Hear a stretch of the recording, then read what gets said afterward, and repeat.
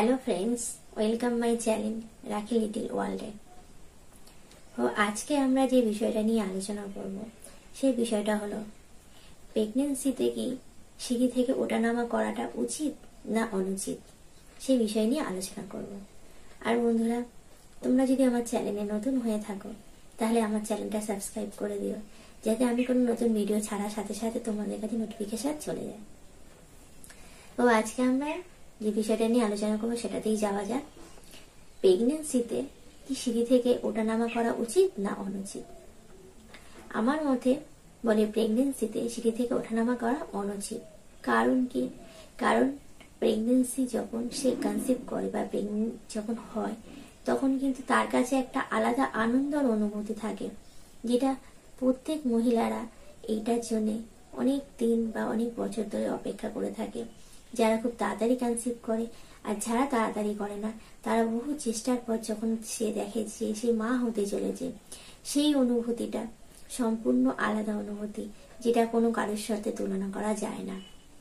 আর কিছু কিছু মহিলা যারা হয়তো মিসক্যারেজ করে গেছে, তারপরে সে প্রেগনেন্ট হয়েছে, আবার হয়েছে, তাদের ক্ষেত্রে বা যে প্রেগনেন্ট হচ্ছে বা অনেকে বহু বছর পর কনসিভ করেছে, সবার ক্ষেত্রেই বলা হচ্ছে যে সিঁড়ি থেকে ওঠানামা করা একদমই সেফ নয় বা উচিত নয়। কারণ যখন সে কনসিভ করে বা সে যখন প্রেগনেন্ট হয় তখন সে কিন্তু একা থাকে না, তার সঙ্গে তার শরীরের মধ্যে অনেক রকম চেঞ্জ দেখা যায়। তার শরীরের মধ্যে আরো একটা বা শিশু বা সেটা আরেকজন তার শরীরের মধ্যে অবস্থান করে, সে সেই শরীরের মধ্যে থাকে, আস্তে আস্তে বড় হয়। তো সেই ক্ষেত্রে যে মহিলা কনসিভ করেছেন তার কিন্তু বেলির একটা, পেটের একটা আলাদা আকার দেখা যায়, যেটা নর্মালি পেট আর যখন সে আর বেবি হবে সেটার পেট, সেটা কিন্তু আকারটা বড় হয়ে যায়। তাতেও কিন্তু একটু ভয় থাকে সিঁড়ি থেকে ওঠানামা করা। আর কি হলো, আর হচ্ছে আমাদের যে মহিলারা নর্মালি যে ড্রেস পরে, সেই ড্রেসের সঙ্গে যদি ড্রেসটার সাথে হয়তো সে সিঁড়ি থেকে ওঠানামা করছে, কোনো কারণে যদি পা পিছলে পড়ে যায়, তাতেও কিন্তু রিস্ক থাকে বা ক্ষতি হয়ে যেতে পারে।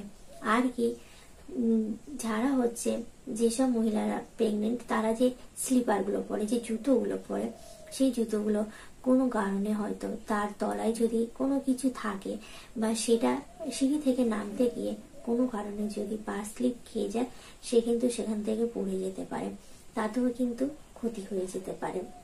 আর যারা নতুন কনসিভ করেছে বা যারা অনেক 2-3 বার হয়তো তাদের মিসক্যারেজ হয়েছে বা কেউ অনেক বছর পরে প্রেগনেন্ট হয়েছে, তাদের সবার ক্ষেত্রেই একটাই কথা বলবো, সিঁড়ি থেকে ওঠানামা করাটা একদমই সেফ নয়।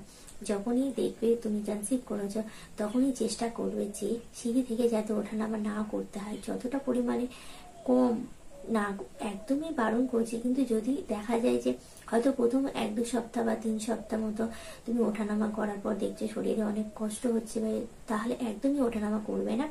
আর যাদের কনসিভ করেছো বা ওঠানামা করতে প্রবলেম হচ্ছে, বা আমার মতে বলে যে একদমই সিঁড়ি থেকে ওঠানামা করা উচিত নয়। যখনই তুমি কনসিভ করবে তখনই কিন্তু অনেকটা সাবধানে থাকতে হবে নিজের জন্য আর যে নতুন আসছে তার জন্য। তাই সিঁড়ি থেকে ওঠানামা করা একদমই সেফ নয়। যতটা পারবে নিচে থাকার চেষ্টা করবে, সিঁড়ি থেকে ওঠা একদমই করবে না। আর কোনো রকম ভারী ভুরি কাজ একদমই করা উচিত না। সো আমার মতে বন্ধুরা বললাম যে সিঁড়ি থেকে ওঠানামা করা একদমই, যে তোমরা যদি কেউ কনসিভ করে থাকো, কেউ যদি এখনো সিঁড়ি থেকে ওঠানামা করো, আজই বন্ধ করে দাও, কারণ ওটা খুবই রিস্ক হয়ে যাবে, যে কোনো কারণে দুর্ঘটনা ঘটতে পারে। তাই বন্ধুরা, সুস্থ থাকো, ভালো থাকো আর সবাইকে ভালো রাখো। আমার ভিডিও যদি ভালো লেগে থাকে বন্ধুরা, তাহলে আমার চ্যানেলটা সাবস্ক্রাইব করে দিও।